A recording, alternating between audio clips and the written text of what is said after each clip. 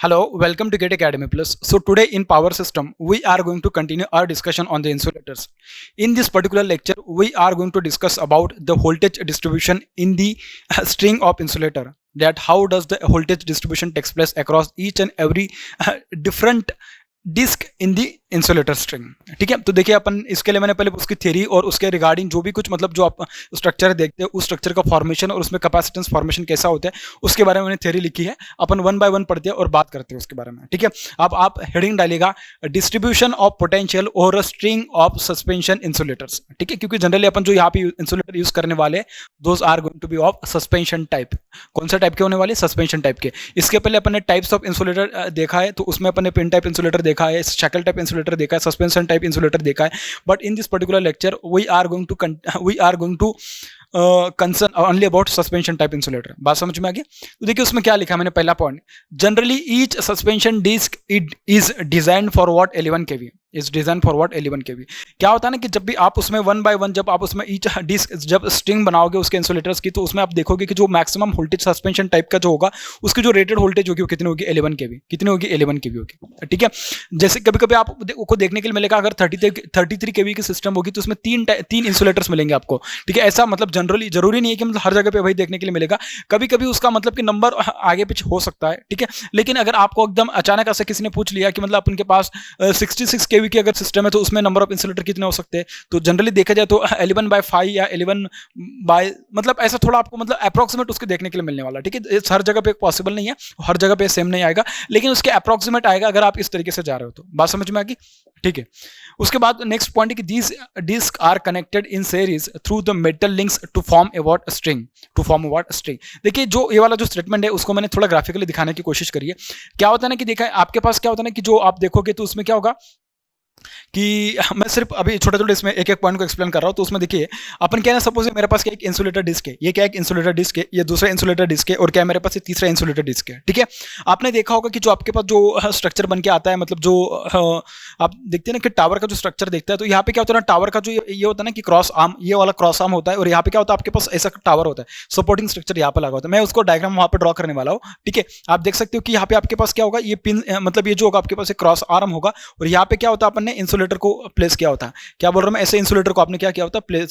Place किया होता है। ठीक है भाई, ये क्या होता है, इंसुलेटर को आपने इस तरीके से प्लेसमेंट करी होती है। ठीक है, ये वाला एक इंसुलेटर बन गया मेरे पास। ठीक है, उसके बाद इसको मैं क्या करूंगा, ये वाला इंसुलेटर है। ठीक है, इस इंसुलेटर को with the help of metal link, अब मैंने बोला कि मैंने यहाँ से मेटल लिंक से मैंने उसको क्या किया, बांध दिया, मतलब उसको कनेक्ट कर दिया। फिर जो नेक्स्ट इंसुलेटर होगा मैं यहाँ पे उसको प्लेस करूंगा इस तरीके से। तो आप देख सकते हो कि ये जो मेरे पास ये हो रहा है भाई, ये किस तरीके से एक दूसरा इंसुलेटर में उसको यहाँ पे इस तरीके से कनेक्ट करने वाला हो। ठीक है, तो इस तरीके से बेसिकली अगर आप देखोगे ना ऐसे इंसुलेटर का मतलब कि ऐसे कनेक्ट करते हैं अपन उनको इन सीरीज, और ऐसे वन बाय वन अगर अपन इंसुलेटर्स को सीरीज में कनेक्ट कर देंगे तो क्या बना देगा अपन को, एक स्ट्रिंग बना देगा। बेसिकली ये उसका सेकंड पॉइंट का कहने का मतलब है। बात समझ में आ रही है? ठीक है, उसने क्या बोला, these disc are connected in series through the metallic links. अभी मेटालिक लिंक्स कौन सा होगा जो मैं बोल रहा हूँ आपके पास यहाँ पे, this is nothing but what metallic links. आप देख सकते हो कि यहाँ पे these are nothing but what metallic link by means of which we can connect the insulators into the what string. एक सीरीज में अपन उसको कनेक्ट करने वाले हैं। ठीक है, और जो बनेगा अपन के पास वो स्ट्रक्चर उसको बोलेंगे अपन सीरीज, सॉरी स्ट्रिंग बोलेंगे। क्या बोलेंगे? स्ट्रिंग बोलेंगे। ठीक है, आगे उसने बोला कि the number of disc in series depends on the what operating voltage. मैंने आपको इसके पहले बोला अगर सपोज अपन को 33 kV तक की वोल्टेज चाहिए तो अपन ने बोला कि अगर जनरली ऐसा मान के चले कि सपोज अपने पास जो एक सस्पेंशन टाइप इंसुलेटर हो कितना 11 kV का है, कितना 11 kV का। अगर सपोज मैं से 3 इंसुलेटर्स अगर मैंने सीरीज में कनेक्ट कर दिया तो मेरे पास जो वोल्टेज आएगी वो क्या आएगी, मतलब जो उसकी जो ऑपरेटिंग मतलब सपोज मैंने बोला कि जो एक इंसुलेटर है उसकी जो सॉरी एक जो डिस्क है उसकी जो मतलब कि ऑपरेटिंग वोल्टेज है, मैं कह सकता हूँ कि it is rated for what 11 kV। So this is 11, this is 11, another one is what 11। तो टोटल वोल्टेज कितना आ जाएगा? 33 kV। इसका मतलब क्या, अगर ये तीन है, तीन क्या करेंगे 33 kV तक के वोल्टेज को क्या कर पाएंगे? सस्टेन कर पाएंगे, या उतना जो स्ट्रेस आएगा उसकी वजह से तब तक वो क्या करेंगे, आसानी से उसको सस्टेन कर लेंगे। उसकी जो भी कुछ मतलब इलेक्ट्रिकल स्ट्रेस उसके ऊपर जो देखने के लिए मिलेगा उसको क्या कर लेगा, बेयर कर लेगा। उससे ज्यादा अगर वोल्टेज जाएगी तो उसमें क्या हो जाएगा, जो आपके पास जो इंसुलेटर डिस्क होगी that will get what puncture. अगर पंक्चर हो जाएगा तो वहां से क्या होगा, लीकेज करंट फ्लो होना स्टार्ट हो जाएगी। बेसिकली ये उसका कंसेप्ट है। ठीक है, ठीक है भाई। तो नेक्स्ट पॉइंट में अपन बात करते हैं कि देखिए नेक्स्ट पॉइंट में क्या है कि each disc is made of what porcelain material which act as what dielectric material, hence it forms a capacitance between two metallic links.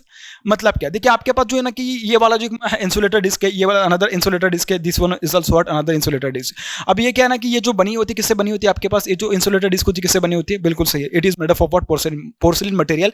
And porcelain material अपने आप में क्या एक डाइलेक्ट्रिक मटेरियल, एक इंसुलेटिंग मटेरियल है. अगर एक इंसुलेटिंग मटेरियल है और kind of what good dielectric material है, तो ऑब्वियसली कि उस दोनों के बीच में क्या फॉर्म होगा, कैपेसिटेंस फॉर्म होगा. क्योंकि आप देख सकते हो कि जब आप मैं इसका वोल्टेज डिस्ट्रीब्यूशन आपको दिखाऊंगा तो उस टाइम पे आपको देखने के लिए मिलेगा कि ये वाली जो आपके पास एक जो इंसुलेटर डिस्क होगी, यहाँ की पोटेंशियल और यहाँ की पोटेंशियल, दोनों की पोटेंशियल में क्या होने वाला है, डिफरेंस आने वाला है. दोनों के पोटेंशियल में क्या होने वाला है, डिफरेंस आने वाला. सिमिलरली यहाँ के पोटेंशियल और यहाँ की पोटेंशियल दोनों के बीच में क्या डिफरेंस आने वाला है. ठीक है, उसके बाद जब मैं इसके आगे अगर सपोज मैंने बोला कि यहाँ पे मैंने कंडक्टर लगाया है, यहाँ पे क्या मेरे पास मेन कंडक्टर यहाँ पे आ जाएगा. ठीक है, अगर मेन कंडक्टर यहाँ पे आ रहा है तो यहाँ की पोटेंशियल और यहाँ की पोटेंशियल दोनों के बीच में भी क्या आ जाएगा, पोटेंशियल डिफरेंस आएगा.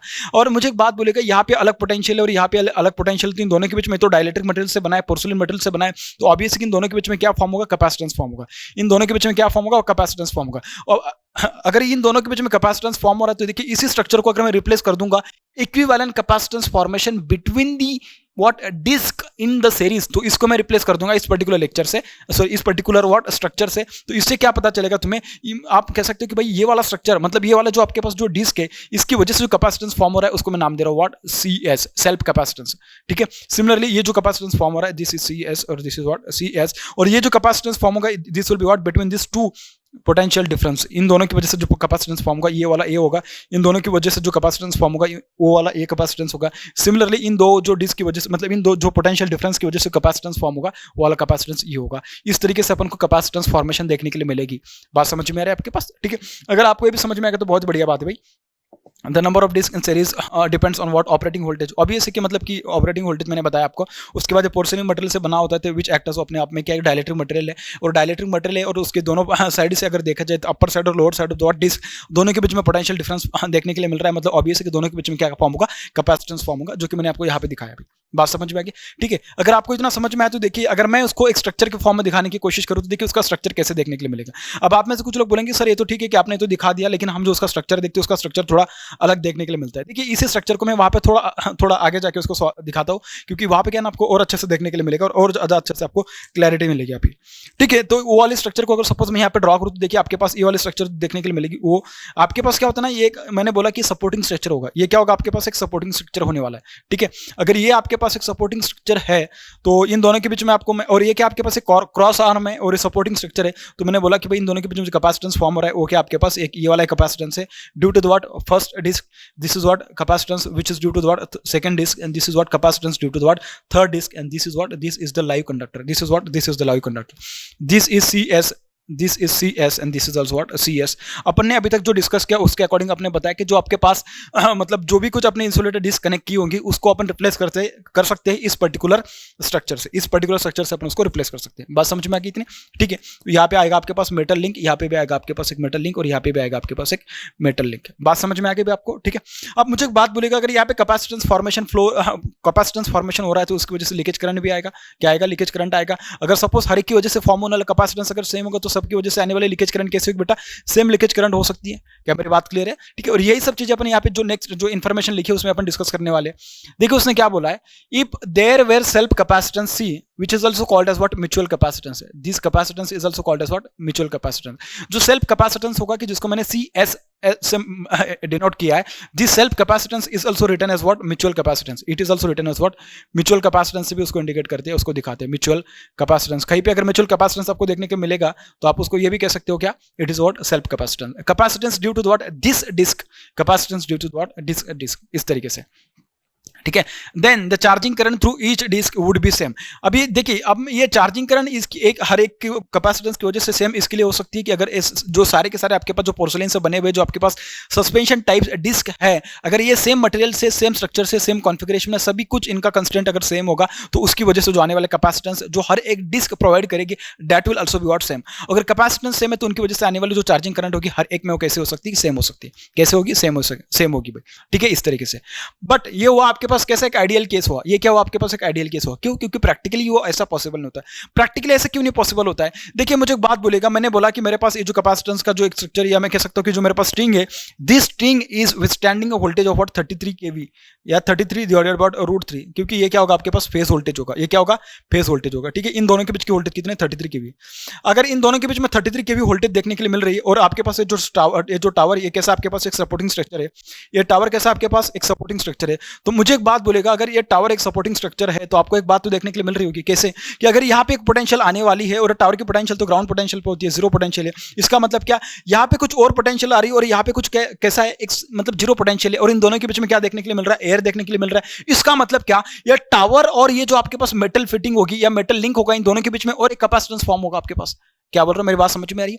मैं बोल रहा हूं कि भाई मैंने वहां पे जो बोला था कि जो पोटेंशियल डिस्ट्रीब्यूशन ऑकर होगा वो कैसे होगा, हर एक स्ट्रिंग के अक्रॉस में एक अलग अलग वोल्टेज आएगी कि तो टोटल जो 33 केवी वोल्टेज होगी, 33 divided by √3 which is equals to what 19.05 KV, इतनी जो वोल्टेज होगी, this entire voltage will come across what this string, इस स्ट्रिंग के अक्रॉस में ये टोटल 19.05 केवी वोल्टेज आने वाली। मैं बोल के चल रहा हूं कि मतलब 33 केवी पर फेस वोल्टेज, 33 डिवाइडेड बाय √3 मेरे पर फेस वोल्टेज है, और मैंने बोला कि पर फेस वोल्टेज अगर एक स्ट्रिंग के अक्रॉस में आ रही कि जो एक पर फेस वोल्टेज के लिए लिखी होती है, एक कंडक्टर के लिए लिखी होती है, अगर उसके अक्रॉस में अगर इतनी वोल्टेज आ रही है तो मुझे एक बात बोलेगा, ये कैपेसिटेंस कुछ वोल्टेज ब्लॉक करेगा, ये कैपेसिटेंस कुछ वोल्टेज ब्लॉक करेगा, ये वाला कुछ ब्लॉक करेगा, या कह सकते हो कि उसके अक्रॉस में इतनी वोल्टेज आ रही है, दूसरे के अक्रॉस में इतनी वोल्टेज आ रही है, तीसरे के अक्रॉस में इतनी वोल्टेज आ रही है। बात समझ में आ गई?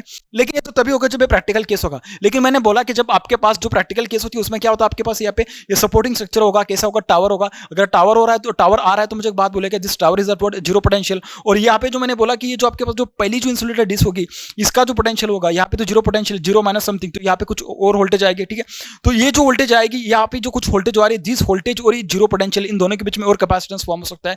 क्यों? क्योंकि इन दोनों के बीच जो डायइलेक्ट्रिक आपको देखने के लिए मिल रहा है वो कैसा आपके पास एयर है। क्या है? एयर है। अगर air is also what kind of dielectric, आपने देखा होगा, इसके पहले पढ़ा होगा आपने ईएमटी में पढ़ा होगा, जो बेसिक इलेक्ट्रोस्टैटिक्स होता है उसमें आपने देखा होगा, ठीक है। तो इन दोनों के बीच में भी और कैपेसिटेंस फॉर्मेशन हो सकती है, बिल्कुल भाई।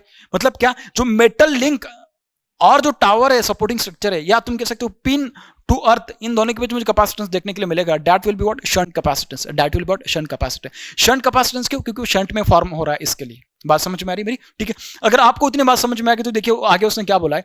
उसने आगे बोला है कि but in actual practice it also forms a capacitance between metal link fitting, मतलब मेटल लिंक फिटिंग मतलब क्या, ये जो मैंने गोले से दिखाया है ये वाला, between metal link fitting and the tower with air as what dielectric material, with air as what dielectric medium. बात समझ में आ रही? इसका मतलब कि इन दोनों के बीच में और कैपेसिटेंस फॉर्म होगा।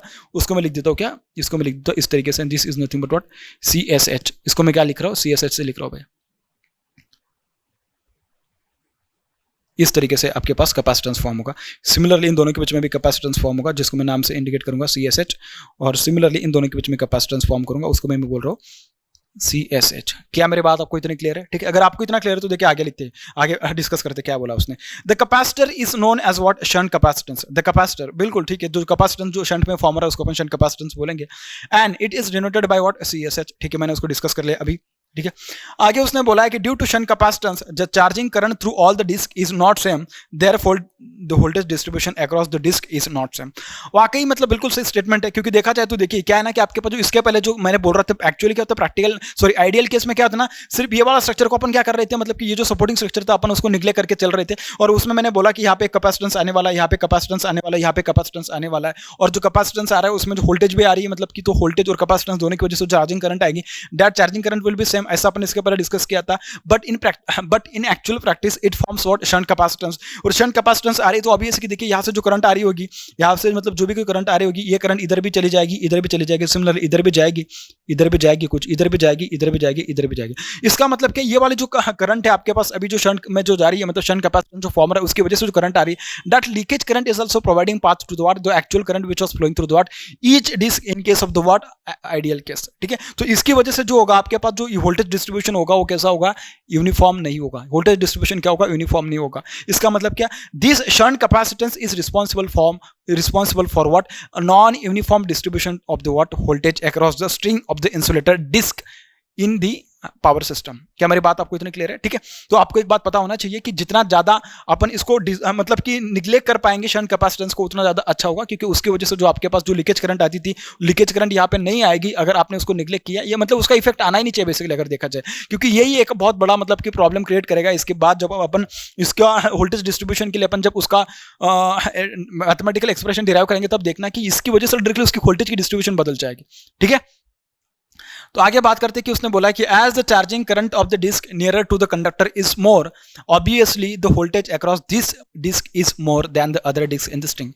बिल्कुल सही है। देखिए यहाँ से जो करंट आ रही है, कैसी करंट आ रही है, सपोज अगर मैं उसको बोलूँ कि ये मेरे पास कैसी करंट आ रही है, i3 आ रही है। i3 के पास सिर्फ कौन से दो पाथ है, ये आपके पास i2 और एक आपके पास i3 डैश है। क्या है, i2 और i3 डैश है। और यहाँ पे जो i2 आ रही है, i2 के पास देखिए ये क्या जा रही है, i2 डैश हो रही है, और ये क्या हो रही है आपके पास, सॉरी ये i3 है इस तरीके से। ठीक है, इस तरीके से आपके पास, और ये क्या आपके पास, ये आ रहा है i3 और ये बन जाएगा i2, तो यहाँ बन जाएगा i1 डैश और यहाँ पे क्या बन जाएगा, i1 बन जाएगा। ठीक है, इस तरीके से। तो मतलब क्या देखिए ना, यहाँ से जो करंट आ रही है, तो मतलब कि देखा जाए तो इसके पास दो ही पाथ थे। फिर यहाँ से मतलब जैसे जैसे आगे जाएगी वैसे वैसे करंट कैसे होते जाएगी, कम कम होते चले जाएगा, क्योंकि उसके पास उतने ज्यादा नंबर ऑफ पैरेलल पाथ या नंबर ऑफ पाथ उसके लिए क्या हो जाएंगे, इंक्रीज हो जाएंगे। तो उसकी वजह से जो आपके पास जो लास्ट जो आपके पास डिस्क होगा, वहां तक जो करंट जा रही है कैसे होती जा रही है, कम होती जा रही है। अगर उसकी करंट कम होती जा रही है, तो मुझे एक बात बोलेगा, उसका रिएक्टेंस सपोज अगर मैं उतना ही मान लूँ, तो less the reactance, lesser is the reactance and what, sorry reactance same है, voltage is equal to what, उसके अक्रॉस में जो वोल्टेज आएगा that will what I upon what XC, उसी तरीके से आ रहा है। तो I sorry I upon XC नहीं, I into what XC which is equal to what I by omega C, इस तरीके से आ रही है। तो मुझे एक बात बोलेगा, अगर आई रिड्यूस हो रहा है और ये तो कांस्टेंट है, इसका मतलब क्या, वी रिड्यूस हो जाएगा।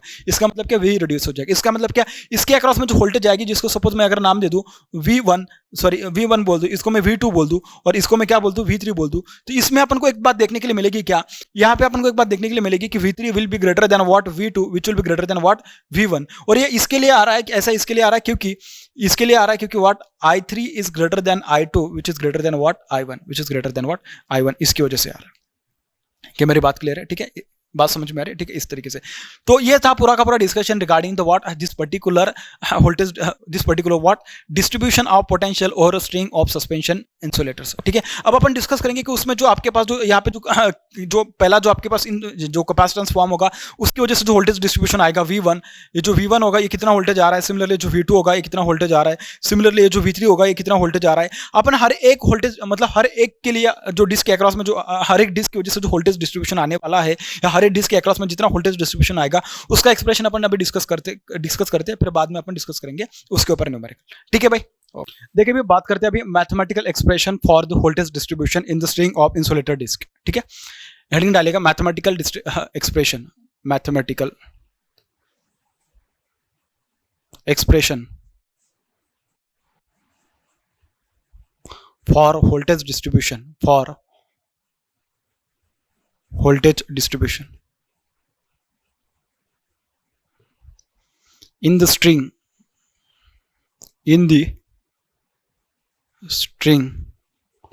of insulator disk, in the string of what insulator disk।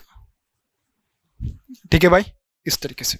तो देखिए इसके लिए पहले ना क्या, सबसे पहले मैं एक स्ट्रक्चर ड्रॉ कर रहा हूं, आप भी स्ट्रक्चर ड्रॉ कर लीजिएगा। ठीक है, उसके बाद अपन डिस्कस करेंगे वन बाय वन उसके बारे में।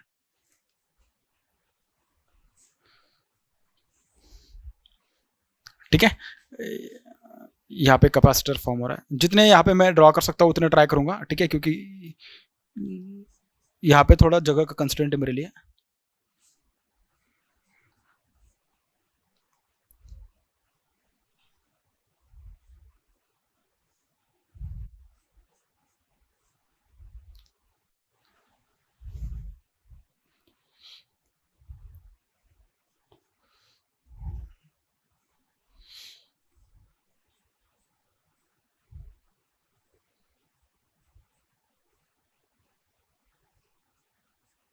और यहाँ पे कंडक्टर रहेगा आपके पास। ठीक है, इस तरीके से।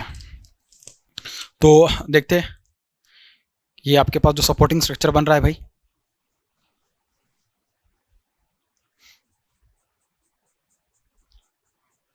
ये बनेगा आपके पास CS, यहाँ पे भी एक बनेगा ना एक,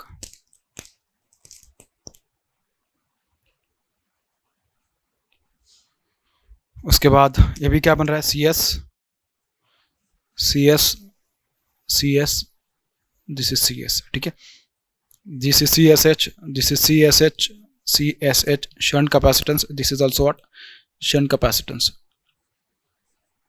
ठीक है।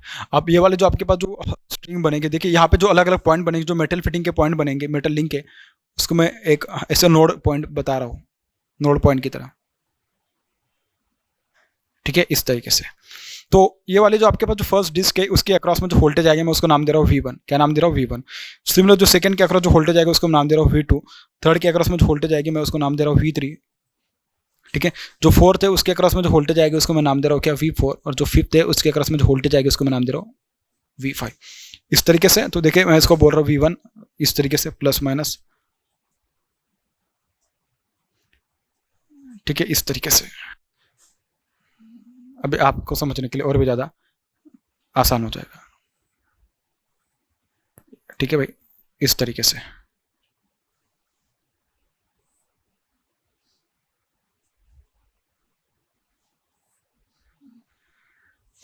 ठीक है भाई, इस तरीके से। अब देखिए यहाँ से जो करंट जा रही है, ये जो करंट जाएगी पहले इसमें उसको मैं नाम दे रहा हूँ I1, इधर जो करंट जाएगी उसको मैं नाम दे रहा हूँ I1 डैश, इधर से जो करंट जाएगी ये बनेगी I2, ठीक है, मतलब जो सेकंड डिस्क है उसके अक्रॉस में। सिमिलरली ये जो बनेगी आपके पास this will be I2 dash, यहाँ से जो करंट आएगी आपके पास दिस विल बी I3, इधर जो करंट जाएगी this will B I3 dash, इधर जो करंट जाएगी this will be what I4, ये बनेगी आपके पास I4 डैश, ये जो बनेगा आपके पास ये बनेगा I5 डैश, इधर जो करंट जाएगा this will be what I5, ये बनेगी क्या आपके पास I5, ठीक है। अब मैं क्या करूंगा, टर्म्स डिफाइन कर देता हूँ कि क्या क्या है बेसिकली, किसका मतलब क्या है उस तरीके से, ठीक है। और जो टोटल वोल्टेज आएगी आपके पास, ये जो टोटल वोल्टेज आने वाली है इसको बोला जाएगा क्या, पर phase voltage across the what string of the insulator. ये क्या आपके पास पर फेस वोल्टेज होने वाली है, ठीक है, ये क्या आपके पास पर फेस वोल्टेज होने वाली है, बात समझ में आ गई, ठीक है। अगर आपके पास पर फेस वोल्टेज आ गए तो देखिए सी का मतलब क्या है, CSH का मतलब क्या है, एक एक लिख लेते हैं। CS is nothing but what mutual capacitance या सेल्फ कैपेसिटेंस, म्यूचुअल या सेल्फ कैपेसिटेंस, ठीक है, लिख देते हैं अपन एक एक चीज को, म्यूचुअल और व्हाट सेल्फ कैपेसिटेंस। उसके बाद जो CSH का मतलब बनेगा this is what, this is nothing but shunt capacitance, shunt capacitance, या आप उसको क्या कह सकते हैं, पिन टू अर्थ कैपेसिटेंस या पिन टू अर्थ कैपेसिटेंस, ठीक है। उसके बाद V1 is nothing but what voltage across first disc, voltage across first disc 1, ठीक है, डिस्क 1, ये कौन सा डिस्क होगा, इंसुलेटर डिस्क का, ठीक है। Similarly V2 is nothing but voltage across disc 2, ठीक है। Similarly V3 is voltage across disc 3, V4 is the voltage across disc 4 and V5 is the voltage across disk 5 and V phase is the per phase voltage across the string, and string will made up of this all 5 disk, ठीक है। this is the per phase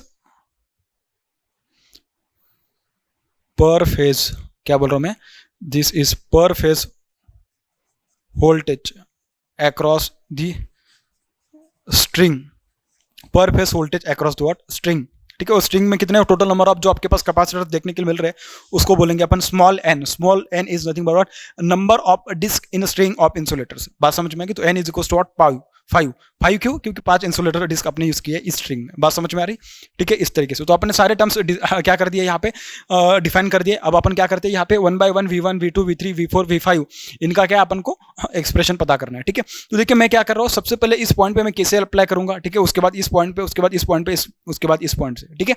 उसके बाद देखेंगे अपन कि उसका expression अपन कैसे पता करते हैं, बात समझ में आ रही है, ठीक है। अब मैं देखिए आपके पास KCL अप्लाई कर रहा हूँ, तो लिखिएगा सबसे पहले applying KCL at point 1, applying KCL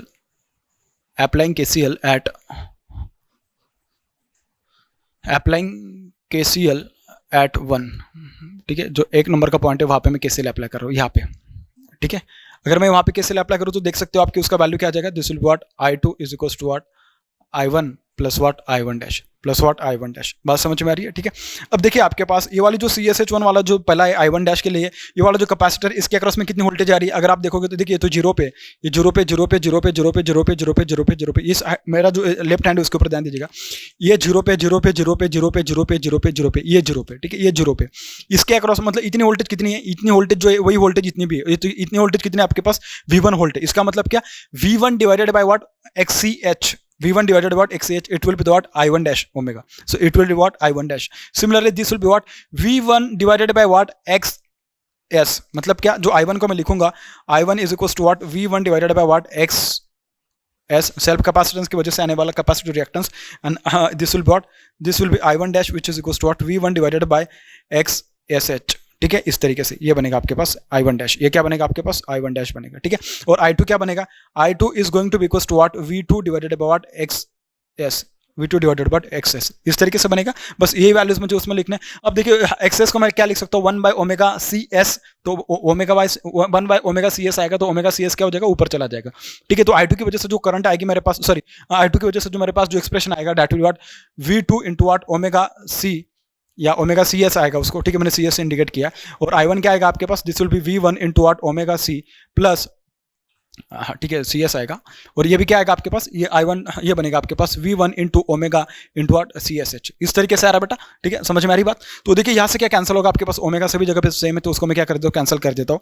ठीक है, इसको अगर मैं कैंसिल कर दूँ तो देखिए एक बात, ये क्या आएगा आपके पास, this will be V2 into what, CS is equals to V1 into CS plus what, V1 into what, CSH, V1 into what, CSH। बात समझ में आ गई? ठीक है, देखिए मैं यहाँ से क्या कर रहा हूँ, V1 CS को कॉमन ले रहा हूँ। क्या बोल रहा हूँ मैं, V1 CS को कॉमन ले रहा हूँ। अगर मैं V1 CS को अगर कॉमन ले लूँ तो बन जाएगा V1 into what, CS into 1 plus CSH upon what, CSH upon what, CS। तो ये बनेगा आपके पास इस तरीके से। तो यहाँ से CS से CS कैंसिल हो जाएगा, तो बनेगा आपके पास V2 is equals to what, V1 into what 1 plus CSH upon what C।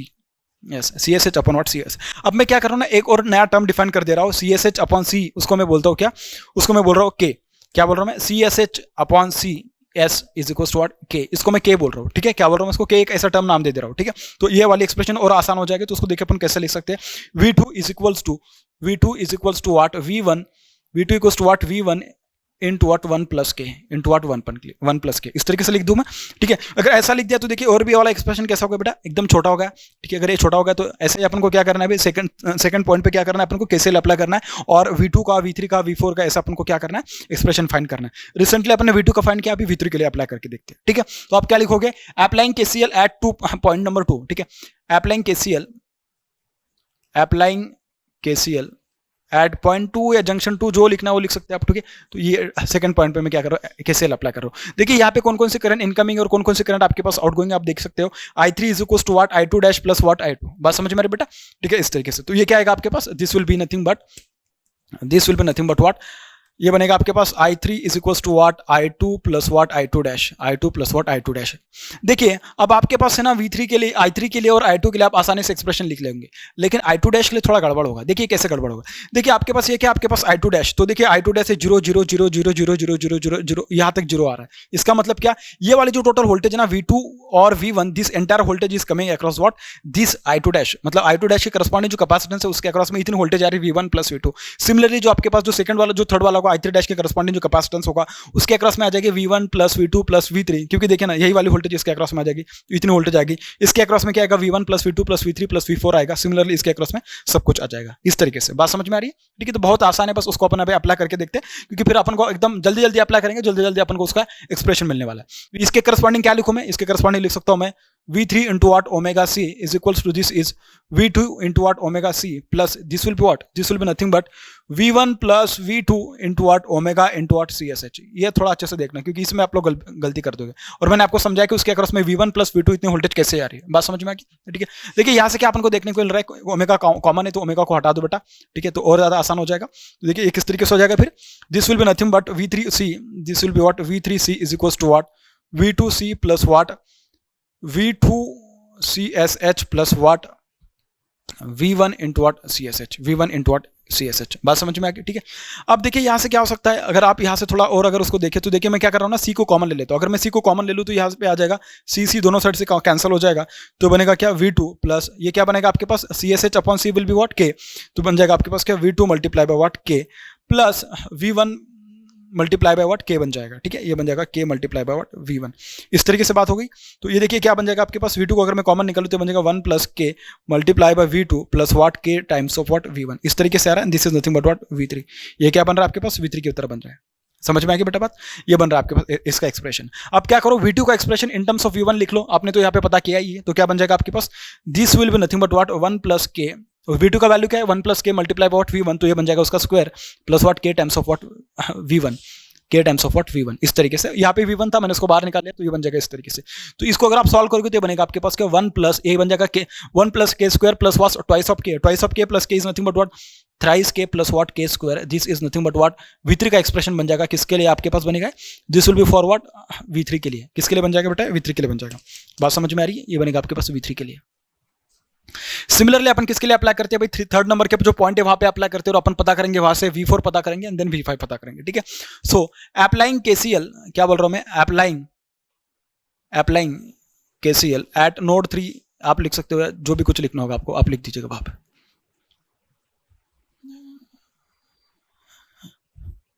Applying KCL at 3, third number का जो पॉइंट है वहां पे अपन KCL अप्लाई करें, ठीक है। जैसे ऐसा था उसके करस्पॉन्डिंग वैसे ही आ जाएगा। ये जो बन जाएगा I4 is equal to what I3 plus what I3 dash, I3 plus what I3 dash. बात समझ में आ गई, डायरेक्टली मैं लिख रहा हूँ, आप वहां से देख सकते हो और वहां से आप अच्छा से पता कर सकते हो। ये क्या बन जाएगा बेटा, this will be nothing but V4 into omega C, this is nothing but V3 into what omega C, और ये क्या बन जाएगा V1 plus V2 plus what V3 multiply by what omega into CSH, omega into what CSH। क्या मेरी बात आपको इतनी क्लियर है, ठीक है। अगर आपको इतना क्लियर है तो ये बन जाएगा आपके पास क्या, V4 is equals to, direct omega C को कॉमन लेते हैं अभी, एकदम फटाफट चल देते हैं, ठीक है। ओमेगा C को डायरेक्ट कॉमन ले लेंगे तो यहाँ पे क्या आ जाएगा, के आ जाएगा डायरेक्टली, क्या आ जाएगा के, तो ये बन जाएगा क्या V3 plus what V1 plus V2 plus what V3 multiply by what के, मल्टीप्लाई बाय व्हाट के। ये बात समझ में आ गई बेटा, ठीक है। अगर ये इस तरीके से आ रहा तो देखिए क्या बन जाएगा आपके पास 1 प्लस व्हाट के multiply by what V3 plus what के multiply by V2 plus what के times of what V1 plus what के टाइम्स ऑफ V1। V3 का value in terms of V1 put कर दो, V2 का value in terms of V1 put कर दो, ठीक है। तो आपके पास V2 का वैल्यू है, V3 का वैल्यू है, आसानी से आप वहां से पुट करके यहाँ पे पता कर दोगे, सॉरी यहाँ पे पुट कर दोगे, तो बन जाएगा 1 प्लस के मल्टीप्लाई बाय V3 का value in terms of V1 1 plus 3K plus what के स्क्वायर प्लस V2 का value in terms of V1, तो ये बन जाएगा K इंटू व्हाट 1 प्लस के मल्टीप्लाई बाय व्हाट V1, तो मैं V1 को बाद में लिखूंगा मल्टीप्लाई बाय व्हाट के, तो पूरी की पूरी जो एक्सप्रेशन बन जाएगी उसको मैं से V1 को कॉमन निकाल लेता हूँ और ये बन जाएगा मेरे पास क्या, V4 का एक्सप्रेशन। ये क्या बनेगा, V4 का एक्सप्रेशन बनेगा। क्या बात इतनी क्लियर है अब तक, ठीक है। अगर यहाँ तक क्लियर है तो देखिए बेटा, अब उसको बस थोड़ा आसानी से क्या करते हो और सिंप्लीफाई करते हो। ये बन जाएगा 1 प्लस 3K प्लस व्हाट के स्क्वायर प्लस ये बनेगा K plus what 3K square plus what के क्यूब प्लस के स्क्वायर प्लस व्हाट के प्लस के, इस तरीके से ये बनेगा V1, ठीक है। ये बनेगा आपके पास क्या, V4 का एक्सप्रेशन। तो देखिए क्या बनेगा आपके पास, के क्यूब बन जाएगा, यहाँ पे क्या बनेगा, के क्यूब बनेगा, के क्यूब प्लस के स्क्वायर, देखते हैं के स्क्वायर 3 प्लस 4 प्लस व्हाट 1 5, तो बन जाएगी क्या 5K स्क्वायर प्लस, अभी के का टर्म्स ऐड करके देखते हैं 3K then 1 4K then 5K plus what 6K plus what 6K plus what 1, ये बन जाएगा आपके पास क्या, V4 का expression in terms of what V1, in terms of what V1। बात समझ में आ गई, ठीक है। ये था V4 के लिए, ठीक है भाई। सिमिलरली अपन क्या करते हैं अभी, V5 के लिए पता कर लेते हैं। किसके लिए पता कर लेते हैं, V5 के लिए पता कर लेते हैं, ठीक है। अब V5 का जो एक्सप्रेशन आएगा बहुत ही बड़ा आएगा एक्सप्रेशन, ठीक है। अब मैं क्या करता हूँ उसके लिए यहाँ पे अप्लाई कर देता हूँ, डायरेक्टली यहाँ पे लिखता हूँ भाई, ठीक है। यहाँ पे अपन लिखते हो, फिर बाद में अपन उसके लिए देखते हैं, ठीक है। तो V5 के लिए देखते हैं कि कैसे आएगा आपके पास, this will be I5 is equal to what I4 plus what I4 dash plus what I4 dash, ठीक है। ये यहाँ पे जगह फिर भी कम पड़ेगी ऐसा लग रहा है मुझे, तो अपन उसको वहां पे ना लिखते हुए डायरेक्टली यहाँ पे लिख लेते हैं उसको, ठीक है। यहाँ पे लिख लेते हैं उसको,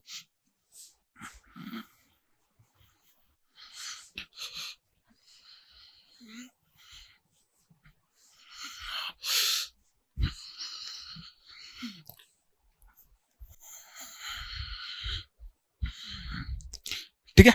तो मैं अप्लाई कर रहा हूँ KCL, applying KCL at node 4, applying KCL at 4th node, ठीक है। तो ये क्या बनेगा आपके पास, this will be I5 is equal to what I4 plus what I4 dash. बात समझ में आ गई, ठीक है।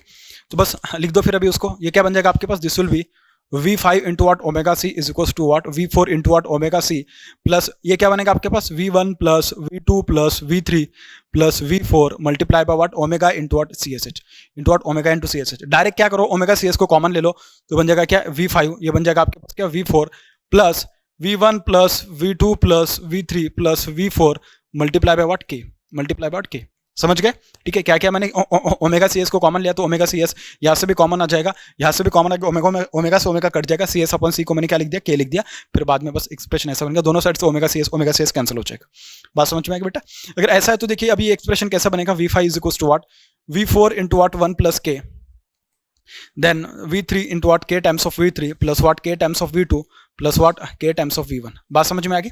ठीक है, उसके बाद v4 का value in terms of what v1, v3 का value in terms of v1, similarly v2 का value in terms of v1 and k को रिप्लेस करने की जरूरत नहीं। ठीक है, तो ये क्या बनेगा आपके पास, ये बनेगा आपके पास v4 का value in terms of v1, ये बनेगा v1 into 1 plus K into, अब मैं उसका एक्सप्रेशन लिख रहा हूँ, ये क्या आया था, k cube plus 5k square plus 6k plus what k, इस तरीके से plus k multiply by what k square plus 3k plus what 1 plus ये क्या आ जाएगा आपके पास, k multiply by what 1 plus k multiply by what v1 plus, ठीक है मैं v1 को सभी से कॉमन ही ले लेता हूँ, फिर बार बार उसको लिखने की जरूरत नहीं।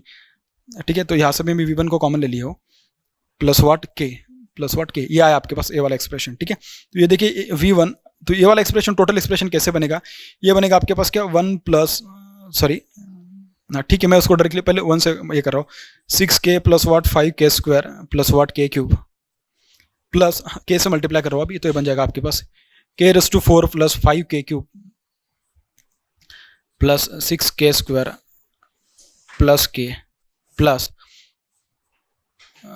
What k cube plus 3k square plus k plus ये क्या बनेगा आपके पास, ये बन जाएगा k स्क्वायर प्लस के ये बन जाएगा v1 मल्टीप्लाइड है, ये बन जाएगा आपके पास क्या v5 का एक्सप्रेशन। किसका एक्सप्रेशन बनेगा आपके पास, बनेगा आपके पास v5 का एक्सप्रेशन भाई। ठीक है, इस तरीके से। तो बस आपको क्या करना है, टर्म्स जितने भी है सभी टर्म्स को क्या करना है, आपको ऐड करना है। क्या करना है, ऐड करना है। देखिए एक्सप्रेशन थोड़ा बड़ा है तो मैं क्या कर रहा हूँ ना, एक एक टर्म्स जिनका कैलकुलेशन होगा उसको मैं रेड पेन से हटा दूंगा। देखिए सबसे पहले क्या ना मैं K4 को देखता हूँ, तो K4 का एक ही टर्म है, तो बस K4 को मैंने ले लिया। इसका मतलब क्या, ये जो एक्सप्रेशन उसमें जो भी कुछ आ रहा है क्या ना मेरे पास, मैंने K4 को कंसिडर कर लिया, सॉरी V4 मतलब K का पावर जो 4 है उसको मैंने कंसिडर कर लिया, ऐसा उसका मतलब है। ठीक है, K4 आ गया भाई, K4 प्लस अभी K3 का देखते हैं। देखिए K3 में क्या क्या आएगा आपके पास, ये बनेगा आपके पास K3 मतलब 1 5 प्लस 1 वॉट 6 प्लस 1 वॉट 7, तो क्या बन जाएगा आपके पास 7k क्यूब प्लस सेकंड के पावर वाले देखते हैं अपन, तो सेकंड पावर में क्या आएगा आपके पास, ये बन जाएगा 5, then 6 plus 5 is what 11 plus 3 is what 14 plus 1 is what 15, तो ये क्या बनेगा आपके पास प्लस 15k स्क्वायर प्लस, कहीं पे गड़बड़ तो नहीं हो रही अपन के पास, k क्यूब देखिएगा तो एक बार, k क्यूब में this was k cube 6k cube 7k cube. ठीक है भाई, ये सही है। उसके बाद देखते हैं भाई कि मतलब कि k वाले टर्म्स देखते हो तो k वाले क्या क्या आ रहा है 6k, उसके बाद 7th 8th 9th and what 10th, तो क्या आपके पास है 10th ऑफ k, क्या आया 10k प्लस व्हाट 1 वाला जो टर्म है सिर्फ जो एक ही बचता है। ठीक है, तो ये बन जाएगा एक, तो ये आएगा आपके पास क्या v1 का टर्म्स, क्या आ जाएगा v1 की वैल्यू आ रही है भाई, क्या आ रहा है v1 की वैल्यू। ठीक है, इस तरीके से। तो आपके पास जो अभी जो लास्ट जो टर्म बनी भाई किसके लिए, v5 के लिए जो वोल्टेज है आपके पास v5 is equals to what, this is nothing but what, ये बना आपके पास क्या k raise to 4 plus what 7k cube plus what 15k square plus what 10k plus what 1 multiply by what v1, this is the what voltage across the what last disc in the what जो 5 insulators थे उसकी जो string थी, उस string में जो lowest insulator था उसके अक्रॉस में जो वोल्टेज आई वो कितने आपके पास v5 times of v5 which is equals to what k का power 4 plus 7k cube plus 15k square plus what 10k plus 1, ये आपके पास मल्टीप्लाई बाय v1 के टर्म्स में अपन ने सबको फाइंड किया। ये था पूरा का पूरा वोल्टेजेस। ठीक है, अब अगर उससे सपोज अपन को पूछा होता कि भाई आपके पास जो वोल्टेज आ रही है मतलब जो टोटल वोल्टेज है उस टोटल वोल्टेज को लिखना है परफेस वोल्टेज को, तो देखिए परफेस वोल्टेज क्या आएगा आपके पास, अगर आप यहाँ पे केवीएल अप्लाई करोगे तो देखिए अगर आप यहाँ पे इस एरिया में अगर आप केवीएल अप्लाई करोगे, क्या बोल रहा हूं मैं, यहाँ पे अगर आप ऐसा केवीएल अप्लाई करोगे यहां से लेके ऐसा, ठीक है, यहां से अगर आप ऐसा केवीएल अप्लाई करोगे तो आपको एक बात पता चलेगी जो केवीएल आ रहा है आपके पास, देखिए केवीएल क्या बोल रहा है आपके पास, जो केवीएल वहां पे आप अप्लाई करोगे तो उसका वैल्यू देखिए किस तरीके से आएगा, that v phase is equals to what, this is it is nothing but v1 plus v2 plus v3 plus v4 plus what v5, this is nothing but what, this is the total voltage which is coming across what string of the insulator disc having 5 different disk having 5 disk। ठीक है, different नहीं होते generally, ठीक है, same material से बने होते भाई। ठीक है, मतलब डिफरेंट ये बोल सकते हैं उनकी position, first insulator disc, second insulator disc, third, fourth, fifth, तो उसमें जो डिफरेंट इसके लिए बोल सकते हैं क्योंकि मतलब डिफरेंट पोजीशन पे होने की वजह से उनका जो वोल्टेज डिस्ट्रीब्यूशन आएगा डिफरेंट डिफरेंट आएगा। अपन ने बोला कि जैसे जैसे आप नीचे से ऊपर जाओगे, मतलब लाइन कंडक्टर से जो आपके पास टावर का जो क्रॉस आर्म है वहां तक जाओगे, वैसे वैसे वोल्टेज का डिस्ट्रीब्यूशन कैसे होता जाएगा, कम कम होते जाएगा, क्योंकि उसमें जो चार्जिंग करंट है, चार्जिंग करंट वो खास करके जो आपके पास शंट कैपेसिटर्स की वजह से जो चार्जिंग करंट आएगा वो रोल प्ले करेगा, उसकी वजह से मेन करंट जो एक्चुअल करंट वहां तक पहुंचनी चाहिए क्रॉस आर्म तक, वो कम हो जाएगी। क्या मेरी बात आपको इतनी क्लियर है? ठीक है, तो ये आपने डिस्कस किया भाई पूरा का पूरा किसके बारे में, voltage distribution across the what each and every disc in the what string of insulators. बात समझ में आ गई? V1, V2, V3, V4 ये सब कुछ आपको पता होना चाहिए, क्योंकि यही सब चीजें अपन को लगेगी while solving the what numerical based on the what string efficiency, और ये सब चीजें उसके लिए। अब देखिए अपन को क्या पूछेगा, एक टर्म पूछेगा कि स्ट्रिंग एफिशिएंसी क्या होती है। क्या बोल रहा हूं मैं, स्ट्रिंग एफिशिएंसी क्या होती है, ऐसा अपन को एक टर्म पूछेगा। जब अपन स्ट्रिंग एफिशिएंसी के बारे में डिस्कस करेंगे ना, तो देखिए स्ट्रिंग एफिशिएंसी का एक छोटा सा फॉर्मूला है, वो फॉर्मूला आपको पता होना चाहिए और वही अपन को एक्चुअल बता देगा। देखो स्ट्रिंग एफिशिएंसी क्या होता है, string efficiency is given by, string efficiency is equals to per phase voltage means what, the voltage across the string, मतलब क्या, voltage across the what string, per phase voltage, per phase voltage, per phase voltage across the string, across the what string, divided by number of disk in string, divided by number of disk in a string into Vn is n is what, voltage across the what lowest disc. अगर 4 disc होंगे तो मतलब V4 मतलब क्या, fourth number की जो disc होगी उसके अक्रॉस में कितनी वोल्टेज आ रही है, और जो फोर्थ नंबर की जो डिस्क होगी it will be very close to the what conductor. अगर 3 होंगे तो यहाँ पे 3 नंबर का वोल्टेज आएगा, मतलब क्या V3 आएगा। 5 होंगे तो यहाँ पे 5 जो फिफ्थ नंबर का वोल्टेज होगा, फिफ्थ नंबर की जो डिस्क होगी उसके अक्रॉस में जो वोल्टेज आएगा वो यहाँ पे आएगा। बात समझ में आ रही? इसका मतलब क्या, सपोज अगर मैंने बोला, आइडियली सपोज अगर मैंने बोला कि मेरे पास जो सिस्टम है भाई उसमें क्या है, आपके पास पूरा का पूरा इसके अक्रॉस में, इसके अक्रॉस में, सभी के अक्रॉस में अगर सेम वोल्टेज आ रही है, मैं क्या बोल रहा हूँ, सभी के अक्रॉस में, suppose that V1 equals to V2 equals to what V3, 3 ऐसा है सपोज मेरे पास, या ठीक है अपने 5 कंसिडर किया तो V4 equals to what V5 which is equals to what V, सभी के अक्रॉस में कैसी वोल्टेज है, सेम वोल्टेज है। और मेरे पास नंबर ऑफ स्ट्रिंग कितने आपके, सॉरी नंबर ऑफ डिस्क कितने एक स्ट्रिंग में, वो है अपन के पास 5। तो देखिए अगर आप इस फॉर्मूले में अगर उसका वैल्यू पुट करते हो तो परसेंटेज एफिशिएंसी कितनी आती है, तो ये आएगा आपके पास पर फेज वोल्टेज क्या आएगा, इन सभी को ऐड करना पड़ेगा पर फेज वोल्टेज के लिए। कैसे, क्योंकि मैंने आपको वही पे बताया ना कि मतलब कि अगर आपको V1 पता करना होगा, सॉरी V पर फेज पता करना होगा, तो ये क्या आएगा आपके पास, addition of the what all the voltages across the what each and every disc in the what string. बात समझ में आ गई? ठीक है, इस तरीके से अगर मैं सभी को ऐड कर दूंगा तो मुझे क्या मिलेगा, 5 टर्म्स ऑफ व्हाट V इस तरीके से मिल जाएगा, divided by number of disc कितने बेटा 5 है, ठीक है, तो 5 मल्टीप्लाई बाय व्हाट, आपके पास क्या है, आपके पास जो voltage across the what lowest disc, voltage across the what last number का जो डिस्क होगा उसके अक्रॉस में कितने वोल्टेज आ रही है, सभी के अक्रॉस में सेम वोल्टेज है तो उसके अक्रॉस में भी वही वोल्टेज आएगी, divided by what 5 multiply by what 100, तो अपन को परसेंटेज एफिशिएंसी जो मिलेगी वो क्या मिलेगी, 5 5 से 5 कैंसिल, तो क्या मिल जाएगा 100% एफिशिएंसी मिलेगी। क्या मिलेगा अपन को, 100% एफिशिएंसी मिलेगी, तो ईटा का वैल्यू अपन के पास मिल जाएगा 100। बात समझ में आ गई? ठीक है, इस तरीके से। लेकिन एक्चुअल प्रैक्टिस में क्या होता है ना, ये शंट कैपेसिटेंस की वजह से हर एक के अक्रॉस में सेम वोल्टेज नहीं आता है, इसकी वजह से उसकी एफिशिएंसी जनरली प्रैक्टिकल केस में हमेशा लेस देन 100 होती है, हमेशा क्या होती है, लेस देन 100% होती है। मेरी बात समझ में आ रही? ठीक है, वो तभी ज्यादा इंक्रीज कर सकती है, मतलब क्या 90 होती है, 95 हो सकती है, 80 हो सकती है, 85 हो सकती है। वो अगर आपको इंक्रीज करना हो तो उसके लिए क्या कर सकते हैं आप, ये वाला जो शंट कैपेसिटेंस की जो पिक्चर में आ रहा है उसको क्या करना चाहिए, उसका जो इफेक्ट है उस इफेक्ट को क्या करना चाहिए, अपन को नलिफाई करना चाहिए, उसको न्यूट्रलाइज करना चाहिए by using what some other techniques. तो वो टेक्निक्स के जरिए अपन क्या करेंगे, इसका इफेक्ट को क्या करेंगे, नलिफाई करेंगे। जब नेक्स्ट लेक्चर अपन डिस्कस करेंगे तो अपन देखेंगे कि एफिशिएंसी ऑफ स्ट्रिंग कैसे इंक्रीज की जाती है, और वो तभी इंक्रीज की जा सकती है जब अपनी शंट कैपेसिटेंस का जो इफेक्ट है उसकी वजह से जो चार्जिंग करंट आ रही है, जब अपन उसको क्या कर देंगे, नलिफाई कर देंगे, तभी अपन क्या कर सकते हैं उसको, तभी अपन उसको नलिफाई कर सकते हैं, और तभी अपन क्या कर सकते हैं, उसकी एफिशिएंसी को इंक्रीज कर सकते हैं। आई होप कि आपको पूरा का पूरा लेक्चर समझ में होगा और हर एक वोल्टेज एक्सप्रेशन जो मैंने डिराइव करके दिया आपको वो भी समझ में होगा। अब अपन बात करेंगे नेक्स्ट पॉइंट के बारे में नेक्स्ट लेक्चर में।